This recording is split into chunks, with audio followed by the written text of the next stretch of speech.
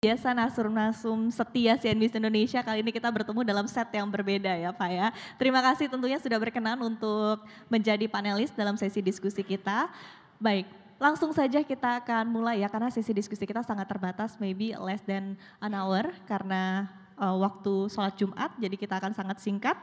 Saya akan mulai dari tadi yang ditekankan oleh Pak Misbakun sebelumnya ya, kolaborasi, kemudian komunikasi, ini perlu semakin digencarkan apalagi di tengah dinamika yang terus terjadi ya. Sentimennya dari global, dari domestik juga ada, dan kita juga bisa melihat seperti apa respon dari para pelaku pasar ini dalam perdagangan utamanya di pekan ini ya, dengan kemarin sempat terjadi trading halt begitu. Nah, apa yang sebetulnya dilihat dari perspektif para pelaku pasar berkaitan dengan kondisi market kita saat ini? Saya mungkin akan ke Pak Hanif terlebih dahulu, silakan Bapak. Ya, memang penurunan ini udah sejak dari akhir tahun lalu ya, dari sejak September berlanjut sampai sekarang. Kalau kita lihat memang yang penyebab utama itu memang ada capital outflow dari pasar saham. Tahun ini 20 triliun, last year mungkin dari September itu sekitar 50 triliun. So sudah hampir sekitar 70 triliun. Pasar kita mengalami net sell dari foreign gitu ya.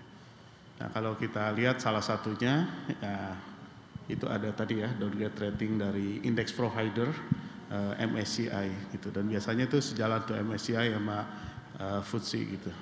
Dan rebalancingnya itu terjadi di bulan Februari Maret ini. Jadi dia kesempatan terakhir untuk melakukan alokasi portfolio ya, itu di bulan Maret ini. Nah, itu yang sudah terjadi. Nah, tinggal kita lihat ke depannya ya. Apakah akan jadi optimisme atau seperti apa? Saya kira itu peran dari kita semua ya. Karena kalau sekarang ini asing keluar, berarti kan yang buying adalah retail. Dan saya lihat porsi kepemilikan retail semakin besar, baik di saham maupun di reksadana ya. Tadi datanya sudah disampaikan, SID kita sudah sekitar 15 juta. Nah, tentu kalau dari sisi kami lebih mengedukasi ke domestik gitu.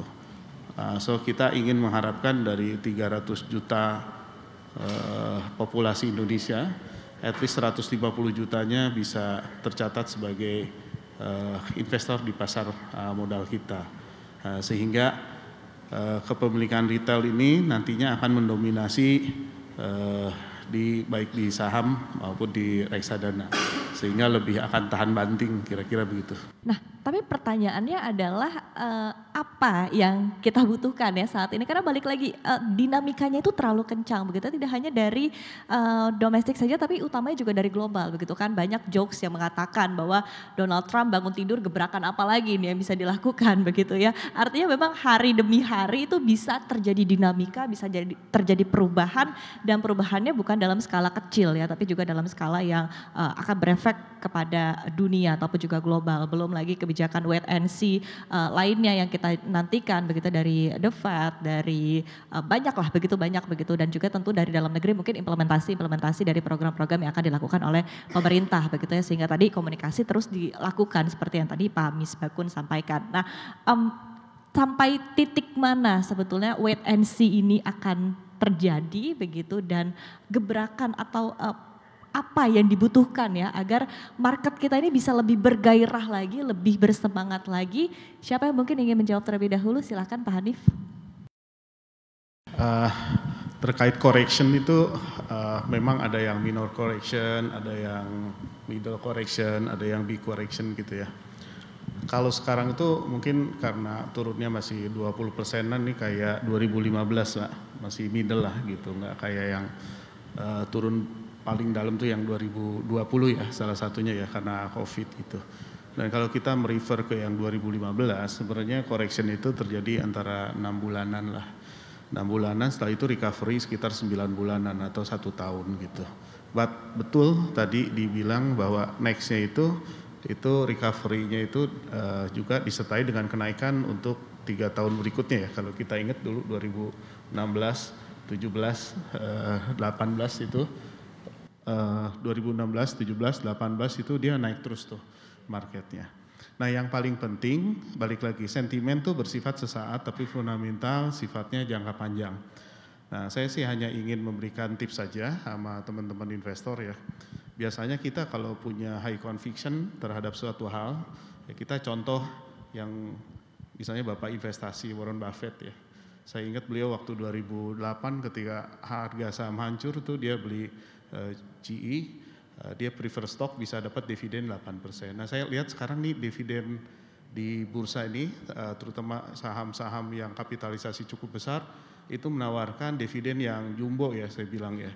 Kalau tadi government bond 10 tahun itu 7%, dividen-dividen beberapa saham itu seperti Astra, Telkom, Mandiri, BRI, itu di atas 7%, bahkan ada yang sampai sekitar 10%. So kalau kita lihat fundamental si company-nya tadi, dibilang oleh Pak Fauzi, Ihsan, kedepannya masih intact 5 tahun, kalau kita beli sekarang dividen bisa dapat 10%, mungkin 5 tahun lagi kita nyaksikan yang kita beli sekarang ini bisa menghasilkan dividen 20%. Jadi ini adalah sesuatu yang sangat menarik. Nah, cuman orang juga akan bertanya, apakah dividen ini hanya akan berlangsung tahun ini atau bakal terus naik? Nah, ini yang harus menjelaskan adalah emiten itu sendiri gitu. Jadi kalau pendekatan biasa investasi kan ada 3 tuh, right management, right business, sama right value. Right value tadi udah dijelaskan dividen, Pak Fauzi Ihsan juga undervalued company sudah dijelaskan. Nah, mungkin right management itu artinya gini, bagaimana manajemen menyampaikan prognosa bisnisnya itu realitanya itu nggak jauh berbeda gitu Pak, nggak bikin kaget. Kalau bisa over ekspektasi. Jadi misalnya nih BRI turun 50% dari 6.000 ke 3.000, dividennya tuh mendekati 10% Pak. Saya jadi berpikir kan, kenapa orang panis sedemikian dalam? Apakah ini faktor fundamental atau sentimen? Nah yang paling bisa menjelaskan adalah perusahaannya sendiri. Tolong berikan prognosa kepada kami 3 tahun ke depan pertumbuhan aset, atau tahun ini pertumbuhannya seperti apa, net interest marginnya seperti apa, dan tingkat dividennya juga ke depan kan tercermin dari laba yang semakin meningkat. Tadi Pak Mas Kun juga sudah cerita laba perbankan ya Pak, itu all time high gitu. Nah apakah terus akan all time high atau beneran akan koreksi? Nah kita sebenarnya yang kita tunggu dari emitennya. Ayo dong emiten speak up gitu ya. Gimana prognosa ke depannya gitu, karena kita butuh itu. Terima kasih. Baik, Bapak Ibu saya akan buka kesempatan untuk Bapak Ibu bertanya langsung kepada para panelis.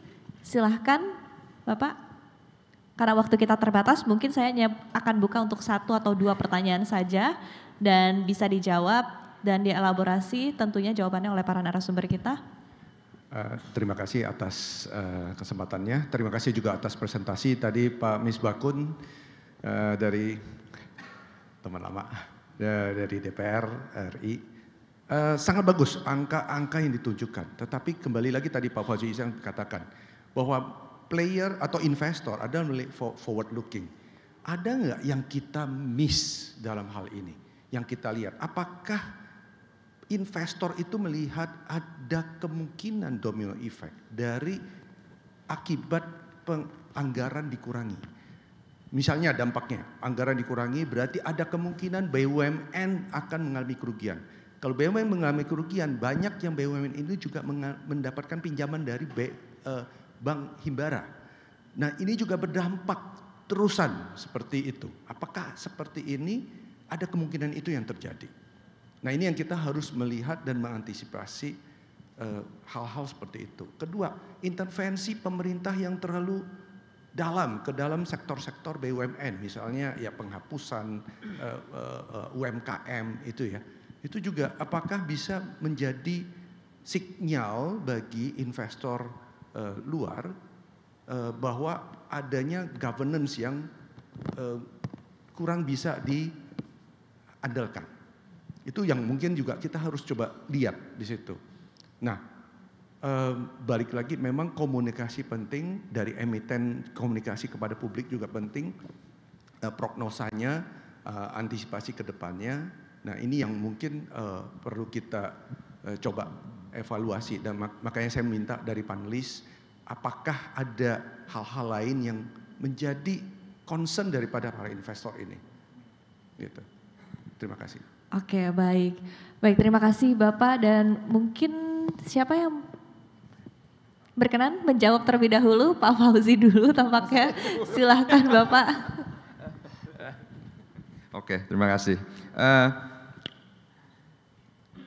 Equity analyst dan fixed income analyst itu tentunya memiliki analisa sendiri. Ya, dan jika mereka menilai ada dampak negatif, ya, kalaupun ada dampak negatif dari kebijakan pemerintah, gitu ya, mereka akan reprice price call mereka, target price mereka. Ya. Dan sekarang pertanyaannya, banyak nggak analis yang merevisi earnings calls mereka, merevisi target price mereka? Maybe it's too soon ya, kita menunggu dulu ya, karena keadaan sekarang ini dari sisi global juga banyak ketidakpastian. Ya. Dari sisi perang dagang, mungkin kepastiannya itu baru akan terasa bulan April, setelah tanggal 2 April kan, setelah tanggal 2 April kita akan lebih tahu tarif yang dikenakan ke negara-negara seperti Meksiko, Kanada, Eropa oleh Amerika Serikat itu berapa tingkatnya, dan repercussionnya, balasannya juga berapa persen.